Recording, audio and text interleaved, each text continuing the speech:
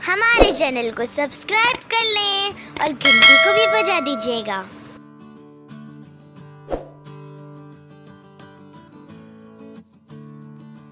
बिस्मिल्लाहिर्रहमानिर्रहीम। अस्सलाम वालेकुम व्यूअर्स। आज मैं आपके लिए जिंगर बर्गर की रेसिपी लेके आई हूँ। बहुत ही आसान और बहुत ही ज़बरदस्त रेसिपी। ये आपकी फरमाइश पे लेके आई हूँ। ख़ास तौर से किंजा अशरफ ने मेरे से फरमाइश की जिंगर बर्गर की। ये देखिए, ये हमारे पास थाइस है। आपने जिंगर बर्गर बनाने के लिए हमेशा थाइस लेने हैं। जो लेग पीस का ऊपर वाला हिस्सा होता है उसको थाई कहते हैं। अगर जब आप चिकन लेने के लिए जाएँ तो उन्हीं से इसको इस तरीके से कटिंग करवा लें। ये हमारे पास सिरका है 1 कप, नमक हाफ टेबल स्पून या आधा चम्मच, सुर्ख लाल मिर्च का पाउडर 1 टेबल स्पून, और ये हमारे पास तिक्का मसाला है। किसी भी अच्छी ब्रांड का तिक्का मसाला ले लें। ये 1 टेबल स्पून है। बहुत कम इंग्रेडिएंट्स हैं और बहुत ही ज़बरदस्त सी रेसिपी तैयार होने लगी है। सबसे पहले आपने क्या करना है, ये पानी है एक बाउल में, इसमें आपने आधा कप सिरका डाल देना है। यहाँ हम पहले चिकन तैयार करेंगे जिंगर बर्गर के लिए, और ये जो हमारे पास थाइस है ये इसमें डिप कर दें।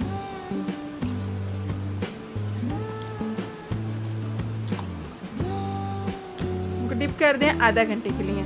आधे घंटे के बाद हम इसको निकाल के दिखाते हैं। देखिए, हमने इसको पहले धो लिया है। पहले आप चिकन को धो लीजिएगा, उसके बाद सिरके में आपने डिप करना है। ये देखिए व्यूअर्स, आधा घंटे के लिए हमने भिगो दिया था सिरके में चिकन को।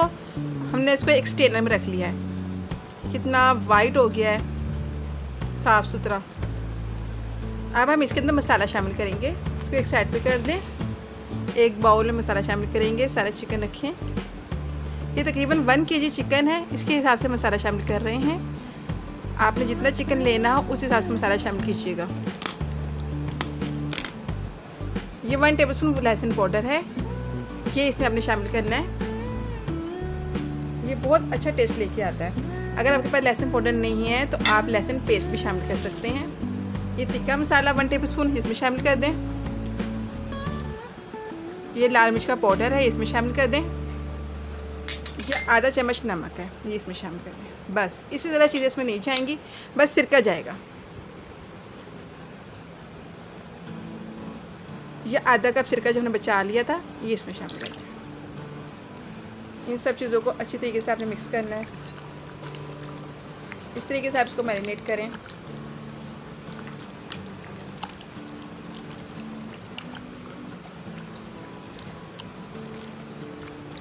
सारा मसाला मिक्स करके इसको हम आधे घंटे के लिए रेफ्रिजरेटर में रखेंगे। उसके बाद हम इसको फ्राई करके दिखाएंगे। ये देखिए भैया, हमारा चिकन मैरिनेट हो चुका है। हमने इसको आधे घंटे के लिए फ्रिज में रख दिया था।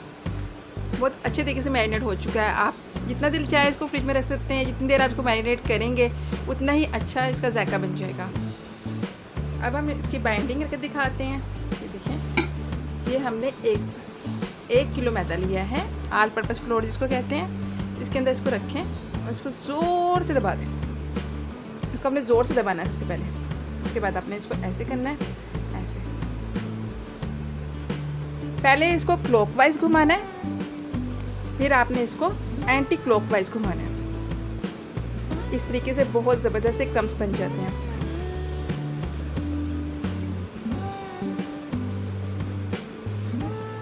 दो से 3 मिनट तक ऐसे ही करते रहें। इसी तरीके से आपने इसको 2-3 दफ़ा करना है। ये देखें कितने अच्छे क्रम्स बन गए। अभी से इस पर इतने अच्छे क्रम्स बन चुके हैं। इसको थोड़ा सा झाड़ लें। अब इसको पानी में डाल दें। ये बस सादा पानी है हमारे पास, ये बिल्कुल ठंडा पानी नहीं है, ना ही हमने इसमें कुछ डाला है। सादा पानी है। इस तरह निकाल लें इसको। फिर इसको मैदे में डालें आप। अब आपने इसको दोबारा से इसी तरीके से क्लॉकवाइज फिर एंटी क्लॉकवाइज।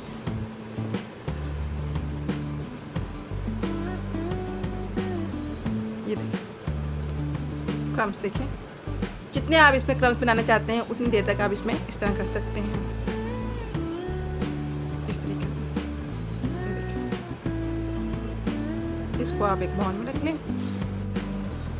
ये देखें व्यूअर्स, हमने सारे चिकन को मैदे के अंदर कोट करके क्रम्स बना लिए। आप भी इसी तरीके से सबके क्रम्स बना लीजिएगा। उसके बाद आपने इसको फ्राई करना है। अब मैं इसको फ्राई करके दिखाती हूँ। और जिस मैदे को हमने कोट करके क्रम्स बनाए थे उसको आप ज़ाया ना करें, बल्कि उसका आप आटा गूंद दें, थोड़ा सा नमक और थोड़ा सा ऑयल शामिल करें या घी शामिल करें, तकरीबन 2 टेबलस्पून, और थोड़ा थोड़ा पानी डाल के एक डो बना लें और उस डो से आप बेहतरीन पराठे बना सकते हैं। इसी तरीके से जिंगर बना के उन पराठों में रोल करके आप जिंगर रोल बना सकते हैं। उसको ज़ाया ना कीजिएगा, बल्कि उनके पराठे बना लीजिएगा। अब मैं इसको फ्राई करके दिखाती हूँ। अब हम आपको चिकन फ्राई करके दिखाते हैं। एक पैन में ऑयल गरम कर लें, इस तरीके से ऑयल शामिल करें।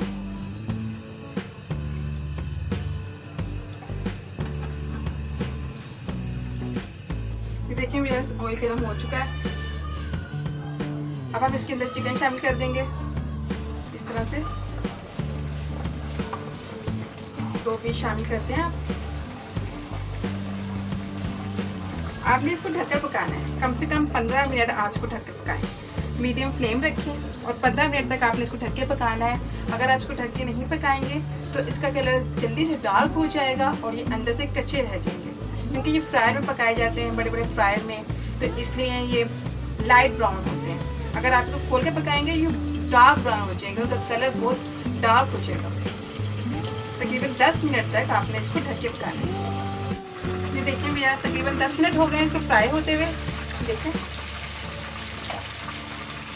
अब हम इसकी साइड चेंज कर देंगे।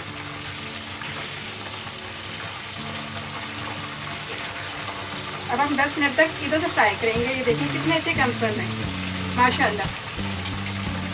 मज़ीद 10 मिनट इसको ढक के पकाएं।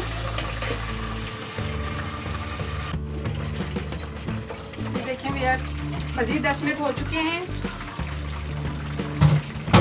और हमारा चिकन अच्छी तरीके से पक गया। अब हम थोड़ी देर इसको खोल के पकाते हैं, थोड़ा सा कलर डार्क हो जाए।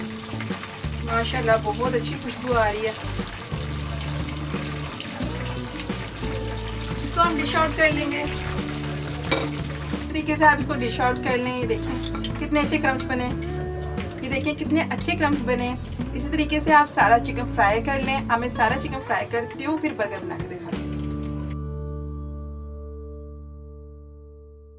हमारा चिकन फ्राई हो चुका है। ये देखें कितने अच्छे से क्रम्स बने हैं इसके ऊपर, माशाल्लाह कितना ज़बरदस्त फ्राई हुआ है।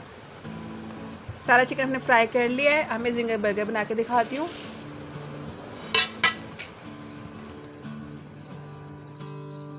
ये बर्गर हमने हल्के से टोस्ट कर लिए हैं। थोड़ा सा ऑयल डाल के आपने तवे पे इनको हल्का हल्का सा सेक लेना है। अब इसमें आप पीस रखिए।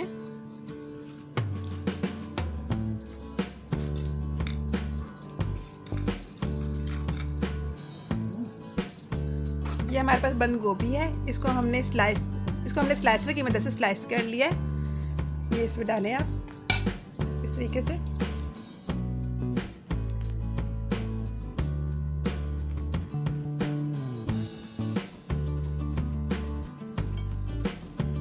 तो मायोनीज डालनी है, किसी भी अच्छी ब्रांड की मायोनीज ले लें और इस पर डालें। 4 मायोनीज डाल दें।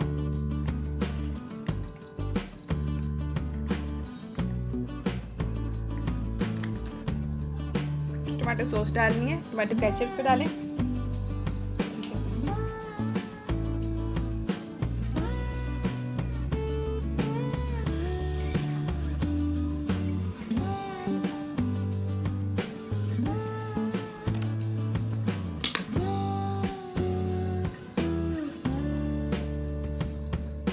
इस तरीके से आप दूसरा हिस्सा भी इस पे रख दें।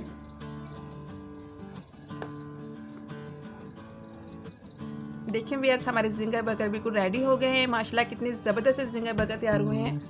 ये देखिए आपको दिखाती हूँ। बहुत इजी रेसिपी है, आप इसको ज़रूर ट्राई कीजिएगा।